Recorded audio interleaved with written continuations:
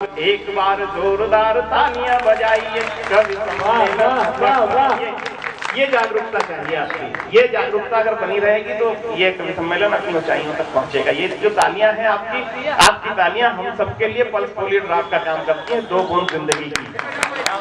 वहां से देते रहोगे तो यहाँ हम चलते रहेंगे। अगर वहां से ताली 2 बूंद जिंदगी की मिलना बंद हो गई तो हम यहाँ विकलांग हो जाएंगे, गिर जाएंगे। अर्जुन सिंह चांद साहब बहुत बड़ा नाम है दोस्तों, आप जितना तालियां बजाएंगे उतना आपको मजा आएगा। इसलिए मैं आपको जागरूक करने की कोशिश करता हूँ। और ये ताली बजाने के कई फायदे होते हैं। माननीय AK सिंह साहब, आपने देखा होगा सुबह सुबह बाबा रामदेव जी आ जाते हैं, 4 बजे से 6 बजे तक व्यायाम करवाते हैं, योगा करवाते हैं। फिर उसके बाद कहते हैं बेटा 15 मिनट ताली ठोको। ताली ठोकोगे तो एक्यूप्रेशर पॉइंट दबेंगे, कभी आंखों में चश्मा नहीं लगेगा, कभी किसी डॉक्टर के पास जाके दवाई नहीं लेनी पड़ेगी, यानी कि आप बीमार नहीं होंगे। और इसका सबसे बड़ा प्रमाण चौकी इंचार्ज साहब मैं आपको बता दूं, इसका सबसे बड़ा प्रमाण आप खुद देखते होंगे कि आपके क्षेत्र में जो घर घर जाके ताली बजाते हैं वो कभी बीमार नहीं होते। क्या बात है, क्या बात है, क्या बात है, क्या बात है, ये प्रमाण है, ये सबसे बड़ा प्रमाण है।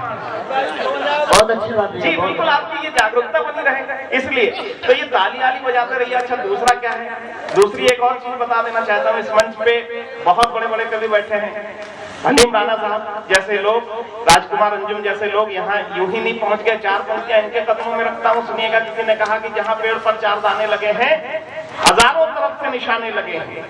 जहाँ पेड़ पर 4 दाने लगे हैं, हजारों तरफ से निशाने लगे हैं। घड़ी 2 घड़ी इनको पलकों में रख लो, यहाँ आते आते जमाने लगे हैं। बहुत अच्छा, बहुत अच्छा। ये यूं ही यहाँ नहीं आ गया। तो ये इन लोगों के उपस्थिति में क्या बात कर रहा हूँ, आपको कविता सुनने लायक बनाने की कोशिश कर रहा हूँ। तो मैं कह ये रहा था कि एक और स्थिति होती है, अगर आप ताली नहीं बजाएंगे तो इस मंच पे कुछ सिद्ध कवि हैं, कुछ प्रसिद्ध कवि हैं और कुछ गिद्ध कवि हैं। वाह वाह, सही बता रहा हूँ। जो प्रसिद्ध कवि होता है वो अपनी कविता सुनाता है, जो गिद्ध कवि होता है केवल खाने ही आता है और खा पी के चला जाता है। इस मंच से कौन कौन गए हैं आप देख लीजिएगा, कौन गया है कौन नहीं गया। और कुछ जो है सिद्ध कवि होते हैं, तो वो सिद्ध कवि आपको श्राप दे सकते हैं अगर आपने ताली नहीं बजाई। वाह वाह, क्या बात है भैया। और वो श्राप ऐसा देंगे, उस श्राप से बचने के लिए भी मेरे साथ रहिएगा। वो श्राप ऐसा दे देंगे कि अगले जन्म में आपको घर घर जाके ताली बजानी पड़ सकती है।